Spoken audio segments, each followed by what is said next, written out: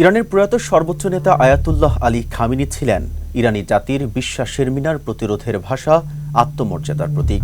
তাই তার মৃত্যুর সংবাদ নিছক কোনো শোক বার্তা ছিল না, এটি ছিল এক বজ্রাঘাত। রাজকীয় জানাজার পর আজই তাকে চিরনিদ্রায় শায়িত করা হবে।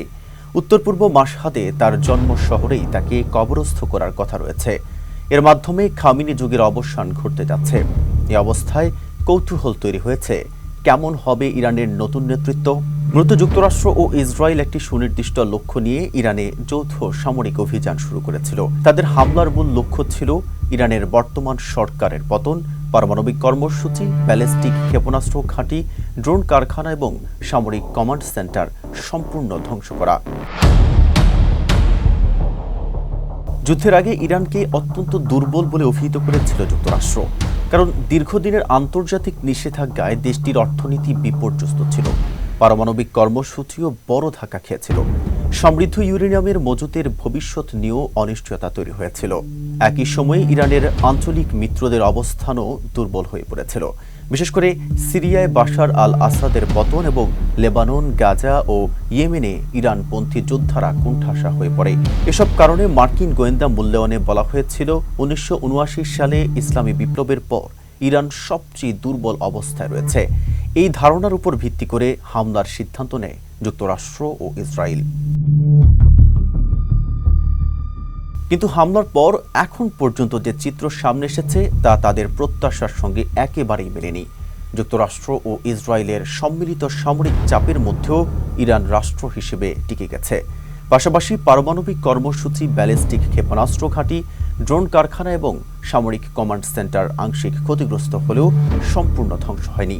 বিবিসির বিশ্লেষণে বলা হয়েছে, ইরান যুদ্ধ উপসাগরীয় আরব দেশগুলোর নিরাপত্তা নীতি নিয়েও নতুন প্রশ্ন তৈরি করেছে। দীর্ঘদিন ধরে এসব দেশ নিজেদের নিরাপত্তার জন্য যুক্তরাষ্ট্রের সামরিক উপস্থিতির উপরই নির্ভর করেছে। কিন্তু এবার সেই ঘাঁটিগুলোই ইরানের হামলার লক্ষ্যবস্তুতে পরিণত হয়েছে। ফলে নতুন সমীকরণ তৈরি হয়েছে।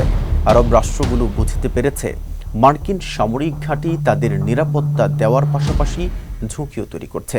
এজন্য উপসাগরীয় দেশগুলো ধীরে ধীরে ইরানের সঙ্গে সম্পর্ক উন্নয়নের চেষ্টা করছে। আলী খামেনির সময় ইরান এমন একটি কৌশল অনুসরণ করত, যেখানে সরাসরি পূর্ণাঙ্গ যুদ্ধে না গিয়েও প্রতিপক্ষকে চাপে রাখা হতো। কিন্তু নতুন নেতৃত্ব সেই অবস্থান থেকে সম্পূর্ণ সরে এসেছে। বর্তমান নেতৃত্ব অনেক বেশি ঝুঁকি নিতে প্রস্তুত। এমনকি সামরিক শক্তি ব্যবহারের ক্ষেত্রেও তারা দ্বিধা করে না। ২০২০ সালে যুক্তরাষ্ট্রের ড্রোন হামলায় আইআরজিসির কমান্ডার কাশেম সোলাইমানি নিহত হলে ইরান ঘোষণা দিয়ে প্রতিশোধমূলক হামলা চালায়। এতে কোনো মার্কিন সেনার প্রাণহানির ঘটনা ঘটেনি, কিন্তু সাম্প্রতিক যুদ্ধে সেই সংযম দেখা যায়নি। বাহরাইনে মার্কিন পঞ্চম নৌবহরের সদর দপ্তর, কাতারের আল উদেইদ বিমান ঘাঁটি সহ মধ্যপ্রাচ্যে থাকা প্রায় সব মার্কিন স্থাপনায় হামলা চালিয়েছে ইরান। ভয়াবহ এই হামলায় ৬ মার্কিন সেনা নিহত এবং শতাধিক আহত হয়েছেন।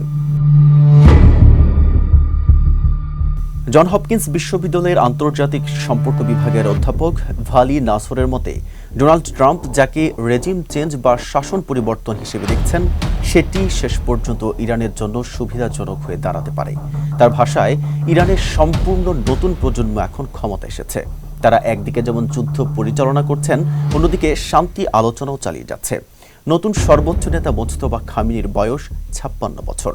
তার বাবা প্রয়াত আলী খামেনির চেয়ে তিনি প্রায় ৩০ বছর ছোট। President Masoud Pezeshkian, parliament speaker Mohammad বাঘের গালিবাফ এবং আইআরজিসি প্রধান আহমদ ওয়াহিদি সহ বর্তমান নেতৃত্বের বেশিরভাগই বিপ্লব পরবর্তী প্রজন্মের প্রতিনিধি। ইরানের নতুন নেতৃত্ব নতুন বাস্তবতায় নিজেদের দ্রুতই মানিয়ে নিয়েছে। বিশ্লেষকদের মতে, বিপ্লব পরবর্তী নতুন এই নেতৃত্ব আগের তুলনায় অনেক বেশি বাস্তববাদী, দ্রুত সিদ্ধান্ত গ্রহণে সক্ষম এবং কৌশলগতভাবে আরও সক্রিয়। তারা আক্রমণাত্মক পদক্ষেপ নিতে দ্বিধা করে না। খামেনি ছাড়াই তারা যুক্তরাষ্ট্র ও ইসরায়েলের সঙ্গে যুদ্ধ চালিয়ে যাওয়ার পাশাপাশি বিশ্বের অন্যতম গুরুত্বপূর্ণ নৌপথ হরমুজ প্রণালী বন্ধ করে বৈশ্বিক অর্থনীতির উপর নতুন চাপ সৃষ্টি করেছে, যা তাদের সক্ষমতার বহিঃপ্রকাশ।